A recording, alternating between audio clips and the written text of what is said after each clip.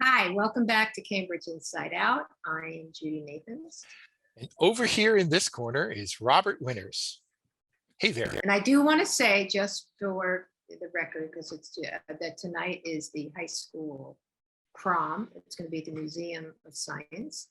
And June 9th is the CRLS graduation. Cool. I actually went to the kickoff event for Starlight Square. I think it was a couple of weekends ago. Oh, I missed that. I was out of town. It was Friday, right? It was CRLS or students. Thursday. It was a soft opening. Yeah, yes, it was. I think it was something like with formerly an Ethiopian club or something like that. But they did a combination of sort of fashion show type stuff and musical performances.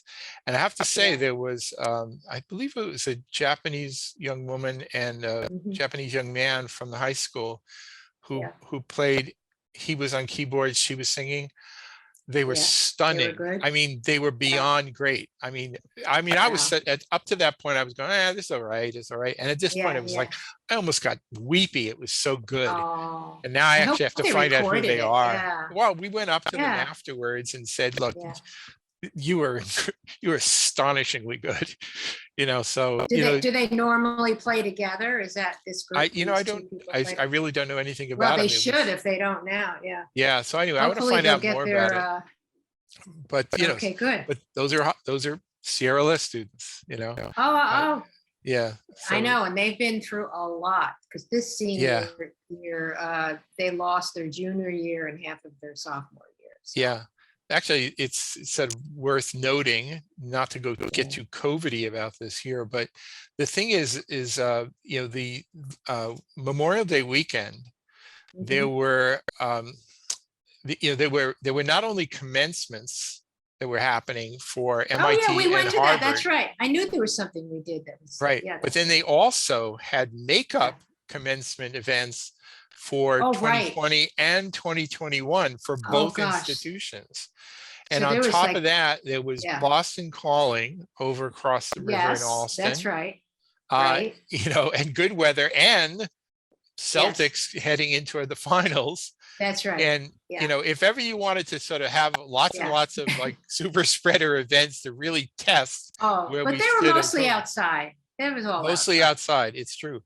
Now I will say again, we don't need to go through all the numbers, but there has been an uptick, and I'm going to go out on the limb. I heard the positivity rate in Boston was 8.8%. Yeah, our positivity rate is really high. Ours had been climbing up to 7.45, and now it just dropped down. But I'm noticing the case numbers did go up, and and yes, you can say commencements were outside events, but I have a student of mine who we did Zoom classes. She lives in Texas, and and she was there at Harvard for the commencement activities, and she and her whole family went home to Texas with COVID. Well, they also had to fly here and all. I mean, the thing is, people are not wearing masks. They're not wearing masks on planes. They're not wearing masks when they go inside. I know so many people have gotten COVID and they weren't at commencements. Okay. So I'm only pointing out that the confluence of all of these things together was almost a guarantee of an uptick. Yeah. So the fact that because you're going to be on buses getting places. Yeah. Right. So yes. So are we seeing some increases? Yes. Are we seeing a spike? No, I don't think we're seeing a spike. So that to me is sort of the good news in the amidst the slightly bad news. But I think we somehow managed to weather it reasonably well, and we'll just see. People are just living with it. They're just living with it. We're just living with it, right? If they want to wear a mask, they mask, and I still do when I go inside places, and I'm still more vigilant, but you can't live your life totally because it's with us. It's not going to go away. That's exactly right. Yeah. So anyway, I just thought it was worth mentioning. I'll throw yet another kind of controversy, more of I like to call it the Memorial Drive kerfuffle. So so several I don't know, months ago, the city council passed an order asking the city manager to request, or the mayor to request to the DCR that Memorial Drive be closed not only just on Sundays, but like it was during COVID, they had sort of emergency rules where they opened, Yeah. they closed it for Saturday and Sunday, but now they Yeah. were going to close it Saturday morning through Sunday night, including the overnight. I know, but did the city council ask them to do the overnight, or did DCR say, well, if we're going to do one Saturday, we're just going to, I don't actually remember, but what was done is because I think there's a big difference. Right. So they just decided they'll basically put up the barricades on Saturday morning and they'll take them down. It's 8 a.m. night. too, right? It's 8 a.m. till 7 p.m. on Sunday, right. which is now a long time. Now, what does this have to do with like Memorial Day weekend? Well, all right. So there was a city council order, I think, from Councilor Simmons, basically reflecting a reaction of some of the people in the Cambridgeport and Riverside, really should say Riverside neighborhood, who are getting some impacts. Some, if no cars on Memorial, then Putnam becomes a real thoroughfare. Yeah. For traffic going the other way, Mount Auburn Street becomes much more heavily traveled as well. And I'm sure vehicles are finding other alternatives over in Boston on Star Drive, etc. So, maybe these are just bad choices people are making. I don't know. But one of the things, I'll say I certainly witnessed it coming back on Mount Auburn Street when you're approaching the Putnam Avenue. It just took forever to get through there because basically you were funneling all of that traffic elsewhere. Now, I heard that because of Boston Calling event over in Alston, they were also had closed down. That's not a great weekend to actually. No, it's not. It's like because between graduation and that. And it's a worst case scenario. There were also people basically moving out. So they actually closed off streets for move-outs. So don't go by that. No, I'm just saying is that if you wanted it's like a worst case scenario, that's a good standard right there. But I don't. Yeah, there were a couple of people that spoke very eloquently and very much in support of it. They were neighborhood people who you don't usually hear from, a couple of them, and they said we just want some modification. We like the idea, and I think also the length of time because, it was a pandemic thing. That's why they put the Saturday in, which is nice, but does it have to go till the end of November or whatever it was? I don't think so. I think it could go to the end of September and then maybe just keep the Sundays to the end. It doesn't have to be, that's a long time and at night, how many people use it at night? I don't know. I think it's one all thing because of convenience. They don't want to right. So one thing I don't have a strong opinion whether it should be Saturday through Sunday or with just Sundays only, whatever, but no, I like the Saturday and Sunday. I just don't like the evening. Well, one thing I and the length of time. Yeah. But I'm gonna make an observation here, which is that just like with the controversy up in North Mass Ave and Porter Square about bike lanes or all of that stuff, and now also the Memorial Drive, it is interesting because, like for example, with the North Mass Ave kerfuffle, there. The supposed idea about the protected bike lanes here has had to do with bicycle safety. But when you listen to the rhetoric, the people who's speaking out about it, they start going on about climate change and we need to have cars are bad. Cars and doing it. Right. And then it kind of makes you wonder, is this really about safety or is this about basically saying nobody should be driving? And I heard even electric cars. Are still cars. Right, that's true. They have to find a space. I agree, but I actually heard echoes of that in the Memorial Drive public comment as well. All right. So this is a question about should Memorial Drive be completely closed? 2 lanes each way, completely closed Saturday morning to Sunday night. Well, part of the public comment this past Monday, actually yesterday, was people going on and said, well, it's about time we actually put in some dedicated bike lanes there and reducing it to 1 lane in each direction. I heard that from one person. I didn't. But there was also some internet, commentary. Oh, okay. So you look at that stuff. Oh yeah. Than I do. So in other words, every every kerfuffle of this sort here basically Yeah. becomes yet Yeah. another public forum for people to argue why there should be fewer cars. Yeah. You know, people shouldn't be driving, you should be biking and whatever, which, and maybe people should, but you know, there is a sort of an arrogance to the notion about Oh, telling they a don't have person, cars. They don't have cars, and they're younger, and right, they what, don't. and you and should they be think you bicycling shouldn't to have the it grocery either. store. Well, You should I'm not even sure they're saying that. There's other, Yeah. but there's buses, and they're not touting enough of public transportation. It's either Right. bikes and no cars. I don't Right. see any. They're not really supporting enough about public transportation. But anyway, my whole point is simply that I each don't know. of these, you know, it's sort of like you have to read the context of each of these kerfuffles, Yeah. whether it's North Mass Ave, whether Yeah. it was you know, Yeah. the two-way thing they did on Brattle Street, or whether it's the closure of Memorial Drive. There's definitely a population of people who simply believe there shouldn't be cars, you know, and that's not a viable option on, let's face it, right? No, but it is. But it's the rhetoric. More It's part reflective of the of the demographics, and it's a class Oh, it is. issue. You, It's a lot there of are- stuff. Yeah. it is. It is absolutely saturated with class distinctions, Well, and especially the Memorial Drive ageism. thing. Yeah. And and the people it affects, that neighborhood that it affects. Yeah. That's right. That's right. So to oh me, boy. to me, when you talk about, you know, either the Memorial Drive or whatever, it's not just about whether the road is or isn't open. It's really just part of an ongoing conversation about, you know, the evils of cars and stuff, right? We want to be like Amsterdam. Well, we're not Amsterdam. Well, we're not Very Amsterdam, far right? from it. Yeah. So, No. you know, so anyway, I don't know where this is all going to end up, you know, honestly. There's got to be some modification of it, either the length of time, and consider maybe cut off the Saturday at a certain point, keep the Sunday, you know, have the Saturday for like your prime summer months when it's light out, you know, till 8, but you know, it starts after June 21st or after it starts changing anyway. So I think sensible heads hopefully will prevail. You know, Is that too much to ask for? I always also come back to the fact that, at least as far as I remember, and I believe I'm 100% correct in this regard, Memorial Drive does have a nice paved Paul Dudley White bike path.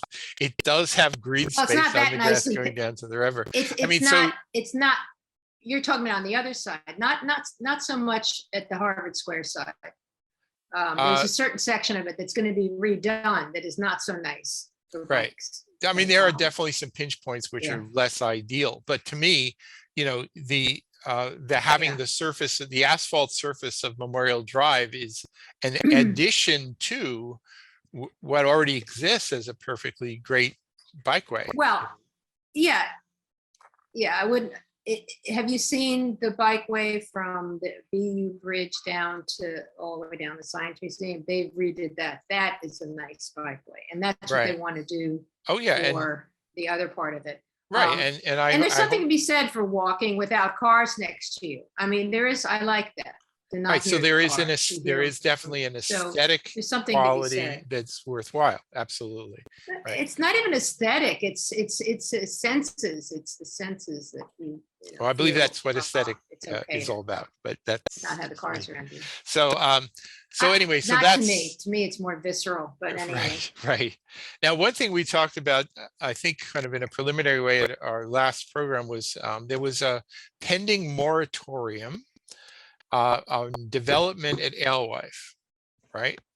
Which not much to say other than the fact that there was a proposal that Dennis Carlone suggested at that meeting before that they should not include the Alewife Triangle in the moratorium because, well, it wasn't really relevant. So, but then a week later, it actually came to a vote, and there was a move to make an amendment. And Dennis Carlone then said, "No, we have to include the." He totally flipped. No, he said it because he was listening to apparently the Cambridge Highland people came to, or whatever. Right. Those people were very important in his decision. Meanwhile, Memorial Drive people didn't seem to are unheard.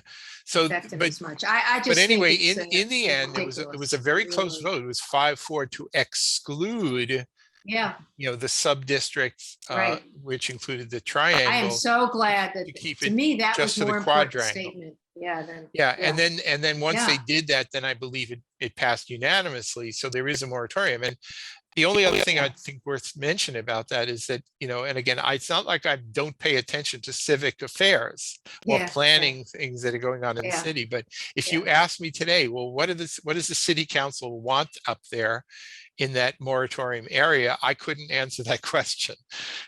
I have no idea what they actually want. So Okay, it's that easy to was pass a one of, moratorium, but right, that but, was one of but my questions to where you are you going to was, go? did the, What's next? did the Envision, all right, this is what I'm going to ask you. Did the Envision plan or whatever refer specifically to light industrial Yes, in it the did. quadrangle? And Yes, how it did. much In the was, in a okay, and how quadrangle. much was okay, so how much was CDD responsible for implementing this? I mean, or getting Envision this going is with the really council. is In other more of words, that a planning statement. It's not it's a a blueprint.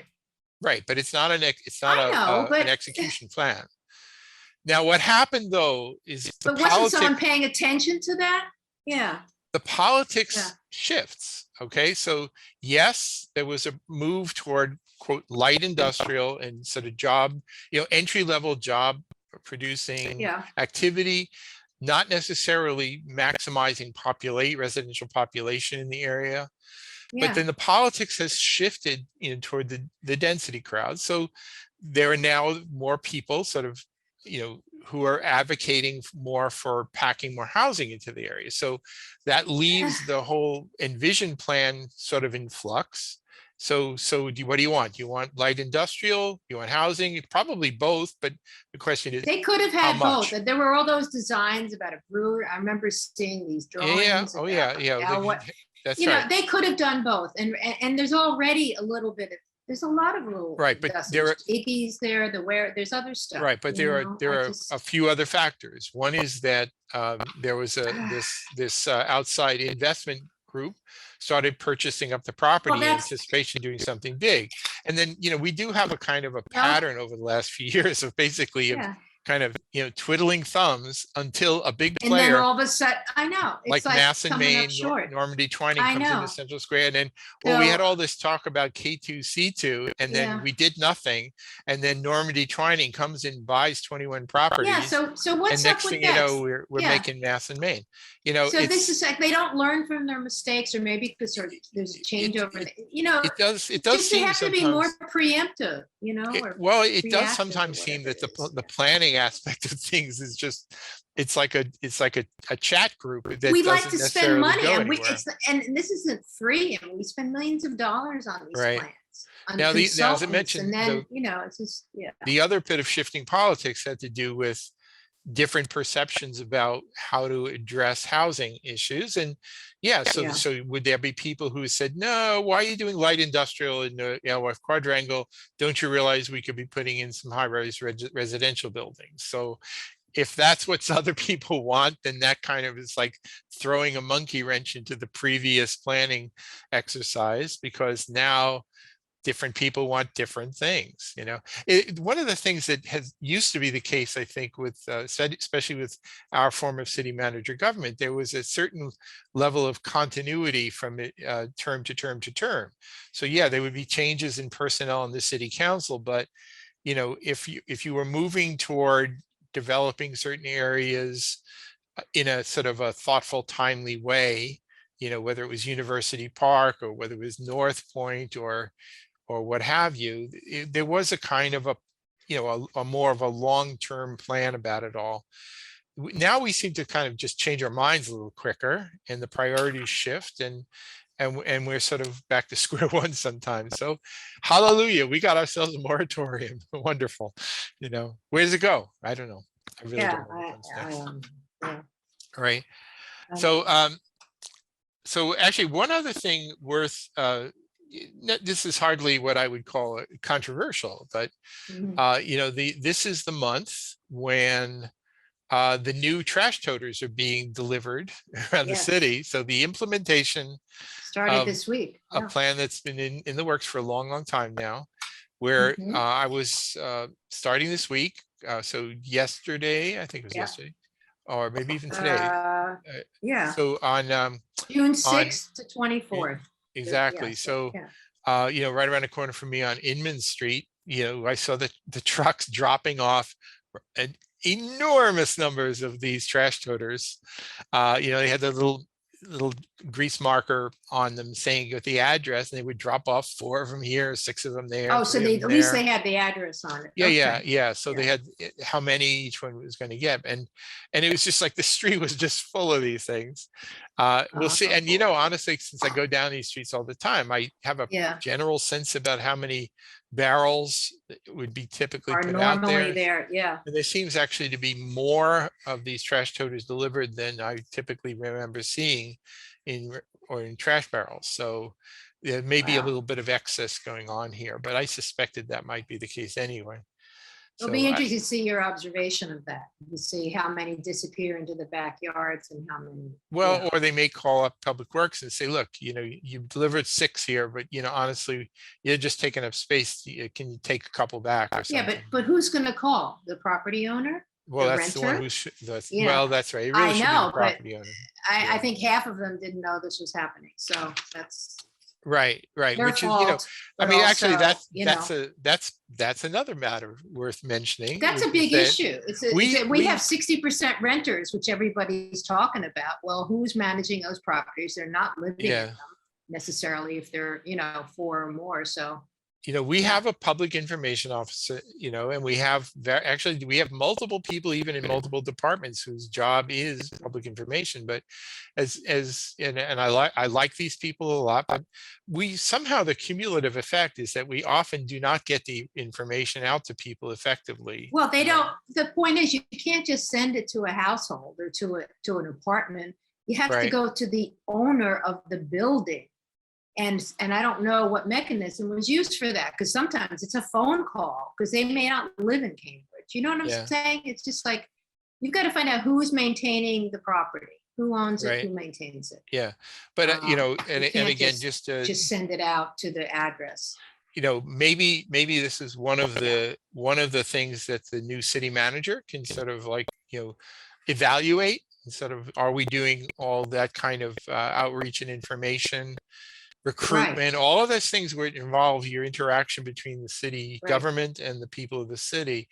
I think there are some gaps, and I think we could probably improve upon, to be sure. I don't know. I mean, I know years ago when I was on the you were still on, I guess, the recycling advisory committee, but we had talked about, is there a database of property owners / managers, maintenance companies for buildings? Because that's how you're going to reach, and change behaviors, change set outs or whatever. And I don't know if that ever, I'm sure it exists somewhere, but it's difficult. But so there's got to be another way to. Yeah. Well, I mean, I'm not going to offer the solution right now, but I would just say that it's one of the things that I hope. I don't know what that solution is. Yeah. I don't know either, Yeah. but I think, but improving it in various ways is going to be a good thing for the new city manager to sort of And the focus on, problem amongst many other things. The problem also is that there's so many now LLCs and investment hedge fund people buying properties specifically for rent or whatever. So you don't know who owns what. So That's it's become even much harder in the last. I mean, a large fraction That's happening of across the Cambridge country, has too. become an Yeah. investment commodity, Yeah. that to be bought, sold, traded. Absolutely. And I don't That's like right. that as a owner occupied Yeah. property Yeah. owner. I I know. wish it were otherwise. I don't You're like one the of the idea few. You're far very away few. investors. Very Yeah. few of you. Yeah. Very By the way, few on of you. the Yeah. sort of getting the Yeah. word out information thing, there was one. I mean, I won't sort of go through it chapter and verse here now, but the city council has pending some amendments to the building energy use disclosure ordinance that June has 22nd is the ordinance meeting on that. Yeah. 5:30. So and with it, there's if they were to make the amendments in the way that were proposed, there would actually be rigid mandates required over a period of either a short term or a very long term for actually building performance. So it's not just disclosure of information. But Patrick Barrett wrote a letter to the city council this past week, basically not from the point of view of like the city and the advocates or the city councilors or the big universities here, but from the point of view of a lot of larger residential property owners who actually don't even know that they're supposed to be reporting building use, energy use. They're not, they're legally supposed to be disclosing it. Many don't even know about it yet. And apparently he's been getting a lot of calls since I posted the letter from property owners saying, what's all this about? What, they're going to tell me I have to do what by the year 2030? What? Talk What's about this not about? knowing anything. I know. Yeah, and these are very consequential matters for a property owner. If you have to come do a complete retrofits of your buildings, you're not grandfathered in apparently. And so how come they don't know about it? Did they? I mean, well, where would they know about it? Well, the city's response sometimes, well, it's on our website.